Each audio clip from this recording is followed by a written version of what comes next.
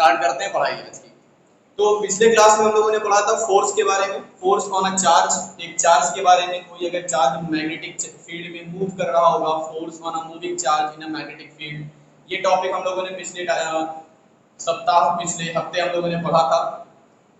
उसमें हम लोगों ने उसके बाद पढ़ा लॉरेंस फोर्स, यानी अगर कोई चार्ज पार्टिकल मूव कर रहा होगा उस पर जो फोर्स लगता है उसको हम लोग लॉरेंस फोर्स कहते हैं। फिर हम लोगों ने पढ़ा कि वो चार्ज पार्टिकल अगर मैग्नेटिक फील्ड पर मूव करेगा तो उसका मोशन किस टाइप का होगा। चार्ज पार्टिकल मैग्नेटिक फील्ड में परपेंडिकुलर एंटर करेगा तो उसका मोशन कैसा होगा, पैरेलल मूव करेगा तब उसका मोशन कैसा होगा, किसी भी थीटा एंगल पर मोशन एंटर करता है तब एंगल क्या होगा, सॉरी, तो उसका मोशन किस टाइप का होगा। उसके बाद फिर हम लोगों ने एक टॉपिक और पढ़ा जिसमें मैग्नेटिक फील्ड और इलेक्ट्रिक फील्ड दोनों प्रेजेंट थी और वहां पर एक चार्ज पार्टिकल मूव करता है तब उसका मोशन किस टाइप से होगा और उस पर फोर्स किस डायरेक्शन में लगेगी। ये सारी चीजें हम लोगों ने प्रीवियस क्लास में डिस्कस की थी। आज के क्लास में हमें ये पढ़ना है, पहले तो एक टॉपिक अलग से पढ़ना है, वो है थोड़ा सा आपके बुक में अगर देखोगे तो आपके बुक में वो 5th चैप्टर में दिया हुआ है, बट यहाँ से थोड़ा सा कॉन्सेप्ट था उसका, इस वजह से मुझे उसको बताना पड़ेगा। टॉपिक है magnetic dipole and it's magnetic dipole moment. जैसे हम लोगों ने क्लास पहले चैप्टर में हम लोगों ने पढ़ा था, फर्स्ट चैप्टर में हम लोगों ने इलेक्ट्रिक डाइपोल पढ़ा था, इलेक्ट्रिक डाइपोल मोमेंट पढ़ा था, उसी तरीके से यहाँ पर हम लोग मैग्नेटिक डाइपोल पढ़ेंगे और मैग्नेटिक डाइपोल मोमेंट पढ़ने वाले हैं। उसके बाद फिर हम लोग ये पढ़ेंगे कि अगर किसी करंट कैरिंग कंडक्टर को, यानी अगर कोई वायर है जिसमें करंट फ्लो कर रही है, अगर उसे हम मैग्नेटिक फील्ड में रख देंगे तब क्या उस पर फोर्स लगेगा, और अगर फोर्स लगेगा तो किस डायरेक्शन में लगेगा, किस टाइप का फोर्स लगेगा, ये सारी चीजें हम लोग जानने की कोशिश करेंगे। तो आज हम लोग 3 टॉपिक पर फोकस करने वाले हैं। फिलहाल मैग्नेटिक डाइपोल मोमेंट, उसके बाद फिर force on a current carrying conductor placed in a magnetic field, और उसके बाद force between 2 current carrying conductors, अगर 2 करंट कैरिंग कंडक्टर्स होंगे तो उनके बीच में क्या फोर्स लगेगा। अभी चल हम स्टार्ट करते हैं आज मैग्नेटिक डाइपोल और मैग्नेटिक डाइपोल। तो आज का पहला टॉपिक मैग्नेटिक डाइपोल। अगर इलेक्ट्रिक डाइपोल याद होगा तो मैग्नेटिक डाइपोल बहुत इजी लगने वाला है। मैग्नेटिक डाइपोल तो फिर तो बहुत आसानी से समझ में आ जाएगा। इलेक्ट्रिक डाइपोल अगर याद हो आपको, इलेक्ट्रिक डाइपोल क्या होता है, when 2 equal magnitude equal charges, या मैग्नीट्यूड इक्वल होना चाहिए, 2 चार्जेस का मैग्नीट्यूड इक्वल होना चाहिए बट डायरेक्शन अपोजिट होनी चाहिए। डायरेक्शन अपोजिट होने का मतलब है कि वो एक पॉजिटिव चार्ज हो तो दूसरा नेगेटिव चार्ज हो, बट दोनों पर चार्ज इक्वली हो। Are placed very close distance, अगर दोनों एक दूसरे से बहुत नजदीक रख दिए जाते हैं तो इस टाइप का एक अरेंजमेंट बनता है, इस तरह का एक सिस्टम बनता है और इस सिस्टम को इलेक्ट्रिक डाइपोल कहते हैं। तो सेम उसी तरीके से अगर 2 पोल्स पॉजिटिव, एक तो नॉर्थ पोल होगा एक साउथ पोल होगा, when 2 poles of equal strength, अगर 2 पोल्स है दोनों की स्ट्रेंथ इक्वल है, are placed very short distance, then the system is known as magnetic dipole. जिस तरह से कोई बार मैग्नेट होता है, अगर हम किसी बार मैग्नेट की बात करें, एक मैग्नेट ये है, इसका ये नॉर्थ पोल है, इसका ये साउथ पोल है, तो नॉर्थ पोल और साउथ पोल दोनों एक दूसरे के जस्ट अपोजिट होते हैं, नॉर्थ पोल और साउथ पोल दोनों एक दूसरे के अपोजिट होते हैं। बट अगर एक ऐसा मैग्नेट है हमारे पास, एक ऐसा सिस्टम है हमारे पास जिसमें इसकी स्ट्रेंथ और इसकी स्ट्रेंथ, दोनों की स्ट्रेंथ अगर बराबर है और दोनों एक दूसरे से बहुत कम डिस्टेंस पर रखे हैं, क्लोज डिस्टेंस पर रखे हैं, then the system is known as magnetic dipole. तो इस सिस्टम को मैग्नेटिक डाइपोल कहा जाता है। अब इसकी स्ट्रेंथ को किससे डिनोट करते हैं, तो बेटा इसकी स्ट्रेंथ को स्मॉल qm से डिनोट करते हैं। जैसे चार्ज होता था, चार्ज को स्मॉल q से डिनोट करते थे, तो यहाँ पर इसकी स्ट्रेंथ को qm से डिनोट करेंगे। m क्या बताता है, सिर्फ और सिर्फ ये बता रहा है कि मैग्नेटिक फील्ड है, ठीक है। तो इतना समझ में आ गया आपको what is magnetic dipole. Magnetic dipole क्या है, जब 2 इक्वल और अपोजिट इक्वल स्ट्रेंथ के 2 अपोजिट पोल्स एक दूसरे से क्लोज डिस्टेंस पर रखे जाते हैं, तो इस तरीके के सिस्टम को मैग्नेटिक डाइपोल कहा जाता है। अब ये जो मैग्नेटिक डाइपोल है, इस मैग्नेटिक डाइपोल यानी पूरे सिस्टम की कुछ ना कुछ स्ट्रेंथ होगी, इस पूरे सिस्टम की कुछ ना कुछ स्ट्रेंथ होगी। ये तो हमने स्ट्रेंथ किसकी लिखी है, ये स्ट्रेंथ लिखी हुई है किसी भी एक पोल की, और दोनों पोल की स्ट्रेंथ क्योंकि बराबर है तो आप कह सकते हो कि n नॉर्थ वाले पोल की भी स्ट्रेंथ qm है और साउथ वाले पोल की भी स्ट्रेंथ QM है। बट अगर हम पूरे स्ट्रेंथ की बात करें, पूरे सिस्टम की स्ट्रेंथ की बात करें, तो पूरे सिस्टम का जो स्ट्रेंथ होता है उसको कहा जाता है मैग्नेटिक डाइपोल मोमेंट। क्या कहा जाता है?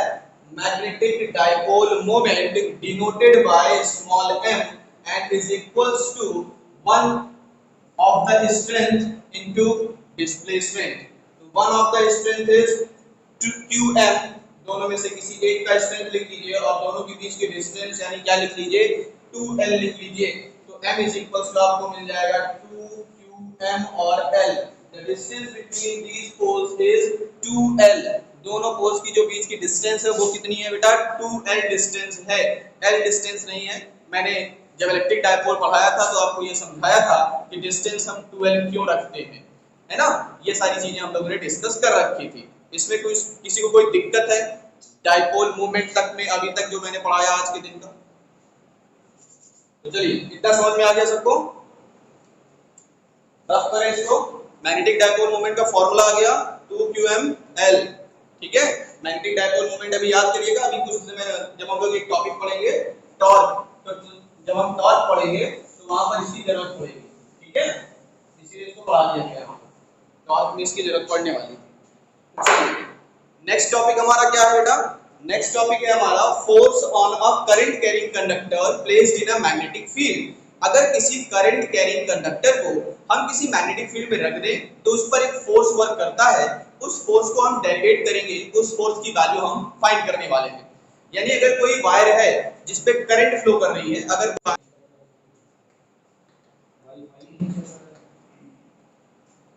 Force on a, hello students, current carrying conductor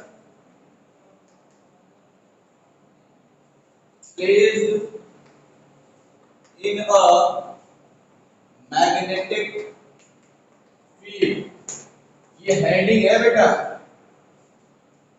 दिख रही है हेडिंग? मजेदार वाली हेडिंग है ना।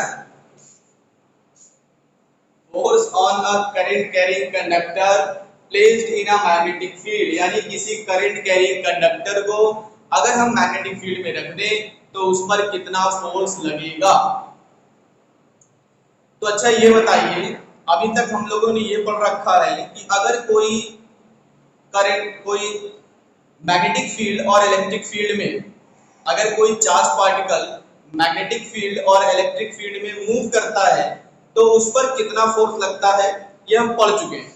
ये हम लोगों ने पढ़ा था प्रीवियस क्लास में कि अगर कहीं पर मैग्नेटिक फील्ड भी है और वहां पर इलेक्ट्रिक फील्ड भी है तो कंबाइंड मैग्नेटिक फील्ड और इलेक्ट्रिक फील्ड में जब कोई चार्ज पार्टिकल मूव करता है तो उस चार्ज पार्टिकल पर एक फोर्स लगता है। वो फोर्स होता है F is equals to Q E cross E plus V cross V। ये पढ़ रखा था हमने, ये प्रीवियस क्लास में, प्रीवियस जब हम लोगों ने पढ़ा था तो वहां पर इसका डेरिवेशन हम लोगों ने किया था। ये चीज हमने पढ़ रखी थी,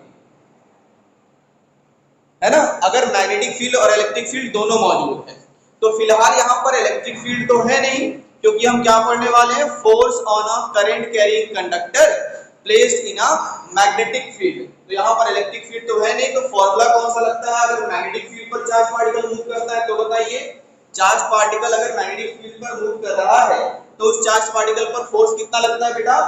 फोर्स लगता है F is equals to Q V cross V लगता था। फिर हम लोगों ने पढ़ा था F is equals to Q V B sin theta, पढ़ा था, याद आ रहा है कुछ थोड़ा बहुत? Force on a moving charge in a magnetic field, अगर किसी मैग्नेटिक फील्ड में हम चार्ज को मूव कराते हैं तो उस पर इतना फोर्स लगता है, ठीक है। तो अगर मान लीजिए हम क्या करते हैं, किसी करंट कैरिंग कंडक्टर को किसी मैग्नेटिक फील्ड में रख देते हैं, तो अब बताइए कि करंट अगर फ्लो हो रही होगी तो करंट फ्लो किस वजह से होती है? करंट क्यों होती है? Due to the flow of charges. Charge flow करते हैं, इस वजह से करंट जनरेट होती है। तो अगर चार्ज फ्लो कर रहे हैं करंट कैरिंग कंडक्टर है और उसको मैग्नेटिक फील्ड में रखा गया है, तो जाहिर सी बात है करंट अगर फ्लो हो रही है इसका मतलब है कि उसमें चार्जेस फ्लो हो रहे होंगे, और जो चार्जेस फ्लो हो रहे होंगे वो क्या हो रहे होंगे, चार्जेस का मोशन हो रहा होगा। किसमें मोशन हो रहा होगा, तो सर मैग्नेटिक फील्ड में मोशन हो रहा होगा, क्योंकि उस करंट कैरिंग कंडक्टर को हमने मैग्नेटिक फील्ड में रखा है। तो कंडक्टर के अंदर चार्जेस फ्लो कर रहे हैं, चार्जेस फ्लो कर रहे हैं, किसके अंदर फ्लो कर रहे हैं, मैग्नेटिक फील्ड में फ्लो कर रहे हैं, यानी उसके अंदर जो इलेक्ट्रॉन फ्लो कर रहे होंगे उस इलेक्ट्रॉन पर फोर्स लग रहा होगा, और सिर्फ एक इलेक्ट्रॉन तो होगा नहीं, उस पे बहुत सारे इलेक्ट्रॉन्स लगे होंगे, बहुत सारे इलेक्ट्रॉन्स होंगे। तो हम फिलहाल ये फाइंड करना चाहते हैं कि एक इलेक्ट्रॉन पर कितना फोर्स होगा। तो एक इलेक्ट्रॉन पर फोर्स की वैल्यू हम ये लिखेंगे, क्या लिखेंगे बेटा, ई लिखेंगे। भाई यहाँ पर क्या लिखेंगे, इलेक्ट्रॉन चार्ज की जगह पर क्या लिखेंगे, ई इलेक्ट्रॉन लिखेंगे। और v क्या है, v है वेलोसिटी, v है वेलोसिटी। तो हम लोगों ने पढ़ रखा है कि अगर किसी करंट कैरिंग कंडक्टर को अगर हम मैग्नेटिक फील्ड में अगर हम किसी भी कंडक्टर में करंट फ्लो करते हैं तो इलेक्ट्रॉन जिस वेलोसिटी से मूव करते हैं उस वेलोसिटी को ड्रिफ्ट वेलोसिटी कहा जाता है। तो इलेक्ट्रॉन किस वेलोसिटी से मूव करेंगे बेटा, ड्रिफ्ट वेलोसिटी से मूव करेंगे। हमने vd लिख लिया, और मैग्नेटिक फील्ड कितनी है, तो मैग्नेटिक फील्ड v है। इतना समझ में आया। ये क्या है बेटा, फोर्स ऑन वन इलेक्ट्रॉन है, ये एक इलेक्ट्रॉन पर फोर्स है, इसको हम लिख लेते हैं यहाँ पर फोर्स ऑन वन इलेक्ट्रॉन, एक इलेक्ट्रॉन पर फोर्स है ये। अब हमें क्या फाइंड करना पड़ेगा कि कितने इलेक्ट्रॉन मूव कर रहे हैं, कितने इलेक्ट्रॉन मूव कर रहे हैं ये हम फाइंड करना चाहेंगे। तो मान लीजिए कि ये मैग्नेटिक फील्ड है, ये मैग्नेटिक फील्ड है ऐसे कुछ, और इसमें एक वायर रखी है, ये वायर ऐसे रखी गई है, देखो ये वायर मान लो रखी है, ये वायर रखी है। तो इस वायर का कोई क्रॉस सेक्शनल एरिया होगा, इस वायर का कोई क्रॉस सेक्शनल एरिया होगा कि नहीं होगा, बताओ। और इसकी कुछ ना कुछ लेंथ भी होगी, तो मान लेते हैं इसकी लेंथ कितनी है, इसकी लेंथ है L, और इसका क्रॉस सेक्शनल एरिया कितना है, तो मान लेते हैं कैपिटल A इसका क्रॉस सेक्शनल एरिया है। इतने में किसी को कोई दिक्कत तो नहीं होनी चाहिए। लेट कर लेते हैं, let number of electron in per unit volume, per unit volume, एक यूनिट वॉल्यूम में नंबर ऑफ इलेक्ट्रॉन n है, तो पूरा वॉल्यूम में नंबर ऑफ इलेक्ट्रॉन कितने होंगे, therefore then number of electron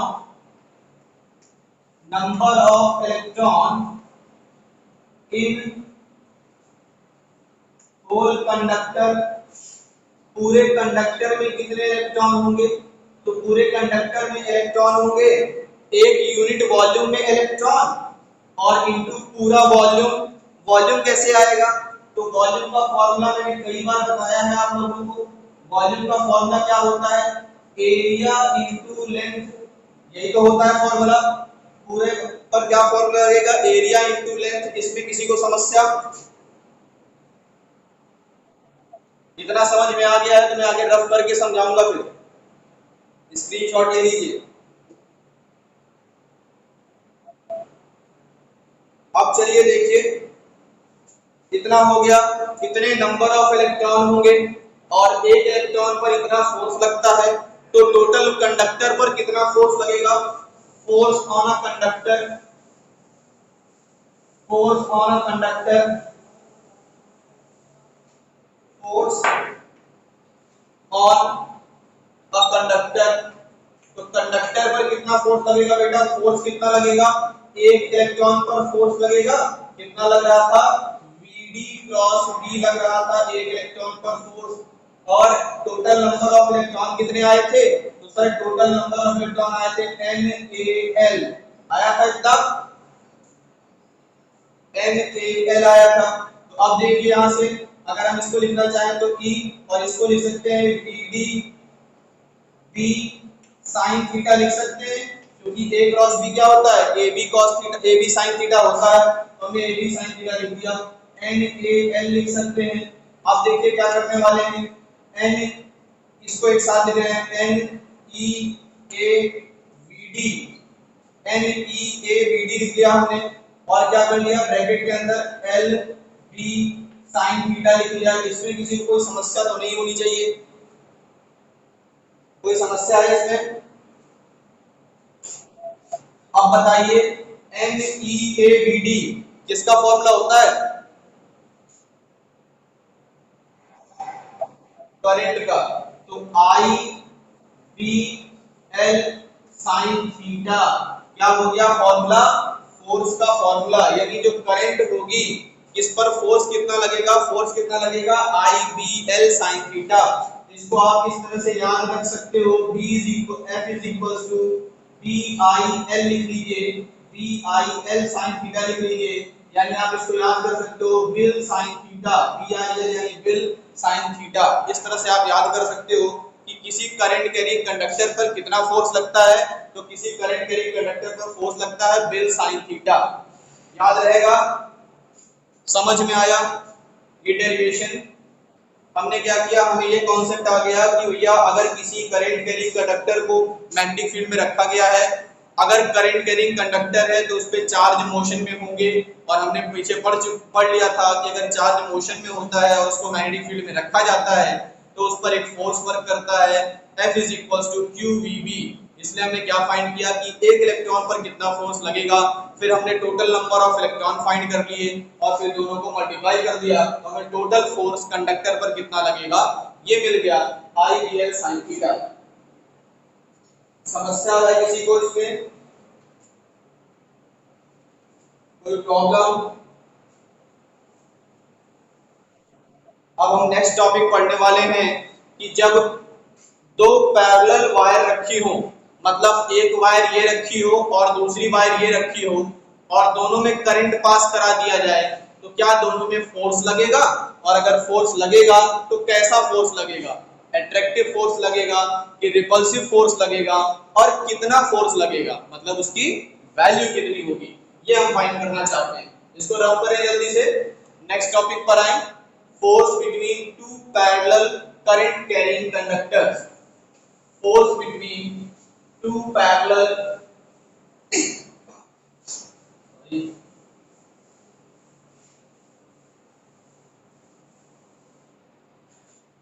next topic is force between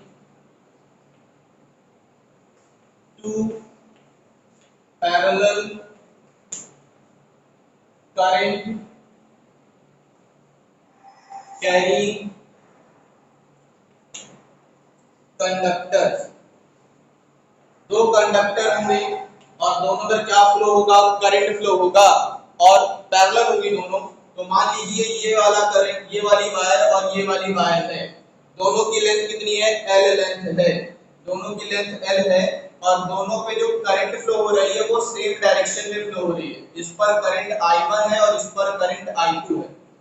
I1 और I2 current flow हो रही है दोनों पर और सेम डायरेक्शन में हो रही है। अब देखिए यहां से कॉन्सेप्ट बनाइए, ध्यान से सुनिएगा, बहुत आसान सा कॉन्सेप्ट है, यहाँ पर बहुत आसानी से आपको समझ में आ जाएगा। एक चीज आप ये जानते हैं कि अगर हम करंट कैरिंग कंडक्टर अगर हम किसी कंडक्टर में करंट फ्लो करते हैं, अगर हम किसी कंडक्टर में करंट फ्लो करते हैं तो उस कंडक्टर के चारों तरफ क्या जनरेट होती है बेटा?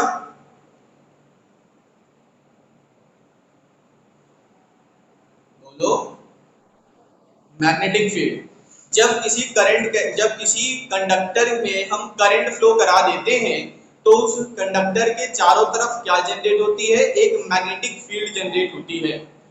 अब हम ये जानते हैं कि अगर किसी मैग्नेटिक फील्ड में हम किसी दूसरे करंट कैरिंग कंडक्टर को ले आए तो उस करंट कैरिंग कंडक्टर पर एक फोर्स लगता है। ये कॉन्सेप्ट हमने अभी तक पढ़ लिया।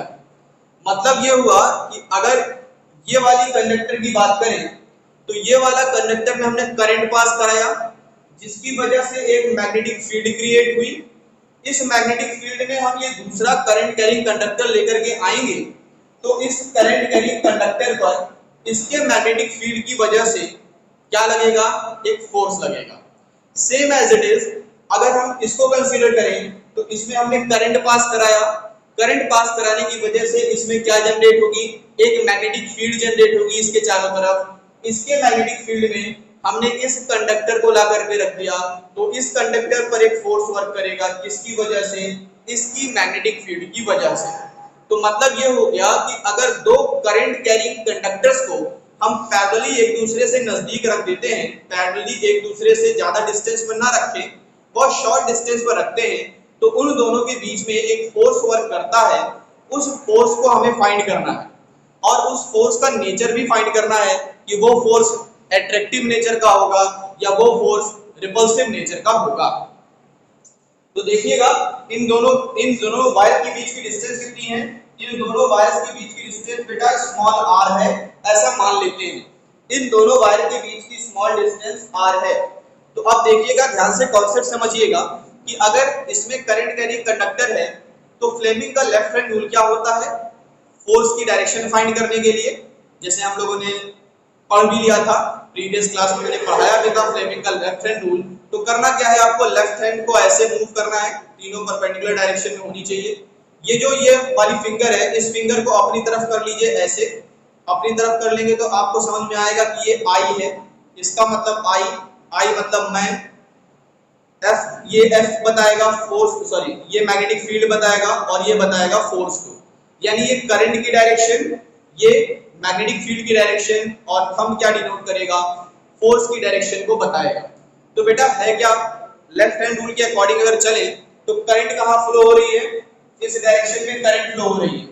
अगर हम इसकी बात कर रहे हैं, इस डायरेक्शन में करंट फ्लो हो रही है, तो इसका मैग्नेटिक फील्ड कहाँ होगा, इसकी मैग्नेटिक फील्ड किस डायरेक्शन में होगी बेटा, इसकी मैग्नेटिक फील्ड अगर हम फाइंड करेंगे तो राइट हैंड रूल से फाइंड कर सकते हैं इसकी मैग्नेटिक फील्ड। हम इसको क्या करेंगे, होल्ड करेंगे, इस वायर को ऐसे होल्ड करेंगे, तो ये देखिए करंट की डायरेक्शन में अंगूठा और उंगली जिस डायरेक्शन में मुड़ेगी उस डायरेक्शन में मैग्नेटिक फील्ड होगी, यानी मैग्नेटिक फील्ड कुछ ऐसे जनरेट होगी, ऐसे, ये होगी मैग्नेटिक फील्ड की डायरेक्शन, ऐसे जाएगी बेटा, ये होगी मैग्नेटिक फील्ड की डायरेक्शन इसके लिए। अब इस मैग्नेटिक फील्ड की डायरेक्शन हो गई इस डायरेक्शन में, यानी अगर हम इस पॉइंट पर कंसीडर करें तो इस पॉइंट पर मैग्नेटिक फील्ड की डायरेक्शन क्या होगी, इस पॉइंट पर मैग्नेटिक फील्ड की डायरेक्शन ये है, इस पॉइंट पर मैग्नेटिक फील्ड की डायरेक्शन कुछ इस तरीके से हमको मिलने वाली है। इस पॉइंट पर मैग्नेटिक फील्ड की डायरेक्शन कुछ इस तरीके से हमको मिलेगी। भाई ऐसे करेंगे तो इस पॉइंट पर मैग्नेटिक फील्ड होगी वो परपेंडिकुलर अंदर की तरफ, इस पॉइंट पर जो मैग्नेटिक फील्ड होगी वो परपेंडिकुलर अंदर की तरफ होगी, ठीक है। अब हम लेफ्ट हैंड रूल लगाते हैं, फ्लेमिंग का लेफ्ट हैंड रूल, और इस पर लगने वाले फोर्स की बात करते हैं, इस पर लगने वाला फोर्स फाइंड करते हैं। तो देखिएगा इस पर करंट ऊपर की तरफ है, तो करंट यानी ये वाली उंगली, इसको हमने इस डायरेक्शन में किया, मैग्नेटिक फील्ड कहां किया, अंदर की तरफ, तो करंट हो गई ये करंट हो गई, ये वाली करंट ऊपर की डायरेक्शन में, मैग्नेटिक फील्ड की ये वाली उंगली, इसको आप अंदर परपेंडिकुलर अंदर की तरफ कर लीजिए, तो फोर्स किस डायरेक्शन में लग रहा है बेटा, फोर्स लग रहा है इस डायरेक्शन में, यानी अगर आप ऐसे करेंगे तो फोर्स आपका लगेगा किस डायरेक्शन में, फोर्स लगेगा कुछ इस डायरेक्शन में, ऐसे फोर्स लगेगा। और सेम एज इट इज इसकी मैग्नेटिक फील्ड की वजह से इस पर जो फोर्स लगेगा वो कैसा लगेगा, वो ऐसा लगेगा इस डायरेक्शन में। तो आपने ध्यान ये दिया कि अगर दोनों वायर में करंट अगर सेम डायरेक्शन में है तो जो फोर्स लग रहा है वो कैसा फोर्स लग रहा है, रिपल्सिव फोर्स लग रहा है। और अगर दोनों पर करंट अपोजिट डायरेक्शन में होगा तो फोर्स कैसा लगेगा बेटा, एट्रैक्टिव फोर्स लगेगा। यानी अगर करंट एक दूसरे से अपोजिट डायरेक्शन में होगी दोनों वायर पर, तो दोनों वायर एक दूसरे को अट्रैक्ट करेंगी, और करंट अगर अपोजिट डायरेक्शन में होगा, सॉरी सेम डायरेक्शन में होगा, तो दोनों वायर एक दूसरे को रिपल करेंगी। इतना कॉन्सेप्ट आपको समझ में आ गया हो तो अब हम डेरिवेशन करते हैं कि इस पर फोर्स कितना लगेगा उसका फॉर्मूला। तो क्योंकि इस पर क्या फ्लो कर रहे हैं, इस पर हमने फ्लो किया करंट, तो इसके कारण से मैग्नेटिक फील्ड क्रिएट होगी। उस मैग्नेटिक फील्ड की वैल्यू क्या होगी, उस मैग्नेटिक फील्ड की वैल्यू होती है म्यू नॉट I1 अपॉन 2 पाई r। ये फॉर्मूला होता है, ये फॉर्मूला हम लोगों ने पढ़ा था। स्ट्रेट वायर के कारण से मैग्नेटिक फील्ड का फॉर्मूला होता है ये, स्ट्रेट वायर के कारण से r डिस्टेंस पर मैग्नेटिक फील्ड का फॉर्मूला हमने फाइंड कर लिया। B इक्वल्स टू B, यानी इसकी वजह से जो मैग्नेटिक फील्ड फाइंड होगी, इसके वजह से जो मैग्नेटिक फील्ड क्रिएट होगी, उसकी वैल्यू होगी B mu naught I1 upon 2 pi R. ये फॉर्मूला हो गया मैग्नेटिक फील्ड का। और उसके बाद हमने अभी फोर्स का फॉर्मूला पढ़ रखा है, तो फोर्स, इस पर जो फोर्स लगेगा उसका फॉर्मूला होता है V I यानी 2I2, क्योंकि करंट इसमें हम फाइंड कर रहे हैं, इस पर फोर्स फाइंड कर रहे हैं तो इसका करंट लेंगे, इसके कारण से मैग्नेटिक फील्ड फाइंड कर रहे थे तो इसकी करंट ले लिए थे। VI2 और L sin थीटा यहाँ पर 90 डिग्री हो जाएगा, तो sin 90 की वैल्यू कितनी होती है 1 होती है, तो sin 90 यहाँ से गायब हो जाएगा, ले लो sin 90 ठीक है। तो B की वैल्यू कितनी है बेटा, B की वैल्यू है म्यू नॉट I1 अपॉन 2 पाई r इनटू I2 और L, यानी लेंथ कितनी है, अगर इस वायर की लेंथ L है तो L ले लीजिए, sin 90 की वैल्यू 1 होती ही है, तो यहाँ से आपको फॉर्मूला क्या मिलेगा, म्यू नॉट अपॉन 2 पाई into I1 I2 upon R L, तो ये हो जाएगा फोर्स, टोटल फोर्स। और अगर हमें फोर्स कभी फाइंड करना हो न्यूमेरिकल में खासकर आपको पूछा जाता है force in per unit length, आपसे अधिकतर न्यूमेरिकल में पूछा जाएगा force in per unit length, per unit length पर फोर्स कितना लगेगा, तो आप इसको क्या करिएगा L नीचे डिवाइड में ले आइएगा, तो आपको क्या मिल जाएगा force in per unit length मिल जाएगा। समझ में आया। आज के दिन में बेटा हम लोगों ने 3 टॉपिक पढ़ा, मैग्नेटिक डायपोल मूवमेंट पढ़ लिया, उसके बाद फिर हम लोगों ने पढ़ा force in a current on a current carrying conductor placed in a magnetic field, और हम लोगों ने लास्ट में पढ़ा force between two parallel current carrying conductors. अगला टॉपिक जो हमारा है वो हम खत्म नहीं कर पाएंगे आज, तो अगला टॉपिक जो हमारा है वो है torque on a current loop in a magnetic field. अभी तक हम लोगों ने एक सिंगल वायर रखी थी मैग्नेटिक फील्ड में, उस पर फोर्स का फॉर्मूला हमने फाइंड किया था। अगर हम कोई करंट लूप रख दें, करंट लूप का मतलब एक वायर को ऐसे बेंड करते हैं रेक्टेंगुलर फॉर्म में, ऐसे हम वायर को मोड़ करके रेक्टेंगल में बना लेते हैं और इस पर करंट अब फ्लो कर रहा है, यानी ऐसे करंट अब इस पर फ्लो कर रहा है, इस पर हम करंट अब फ्लो करा दें तो जाहिर सी बात है करंट इस वायर में ऊपर की डायरेक्शन में होगी और यहाँ से करंट घूम करके आएगी तो इस वायर के नीचे की डायरेक्शन पर होगी।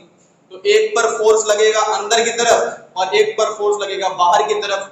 तो अगर एक पर फोर्स अंदर की तरफ लग रहा है, एक पर फोर्स बाहर की तरफ लगता है, तो क्या क्रिएट होता है, टॉर्क क्रिएट होता है। और टॉर्क क्रिएट होता है तो क्या करती है, कॉइल रोटेट करती है। तो हम क्या फाइंड करना चाहेंगे, टॉर्क फाइंड करना चाहेंगे। अगर इस करंट कैरिंग लूप को, करंट कंडक्टर नहीं बोल रहे हैं, करंट कैरिंग लूप को अगर हम मैग्नेटिक फील्ड में रख दें तो इस पर कितना फोर्स लगेगा, कितना टॉर्क लगेगा, ये हम फाइंड करेंगे नेक्स्ट क्लास में। और इसके बाद एक टॉपिक और लास्ट में बचेगा, वो है galvanometer, moving coil galvanometer, which is used the principle of this principle। यानी अगर हम किसी करंट लूप को मैग्नेटिक फील्ड में रखते हैं तो उस पर एक टॉर्क वर्क करता है, उसी बेसिस पर, इसी प्रिंसिपल पर वर्क करता है मूविंग कॉइल गैल्वेनोमीटर। क्या होता है, किस तरह से वर्क करता है, बनावट कैसी होती है, क्या कॉन्सेप्ट लगता है, ये सारी चीजें हम लोग कल डिस्कस करेंगे। और एक लास्ट टॉपिक फिर पढ़ेंगे कि हम गैल्वेनोमीटर को एमीटर और वोल्टमीटर के फॉर्म में कैसे कन्वर्ट करेंगे। ये चीजें हम लोग कल पढ़ेंगे और परसों पढ़ेंगे, 2 दिन मिला करके तो चैप्टर कंप्लीट हो जाएगा।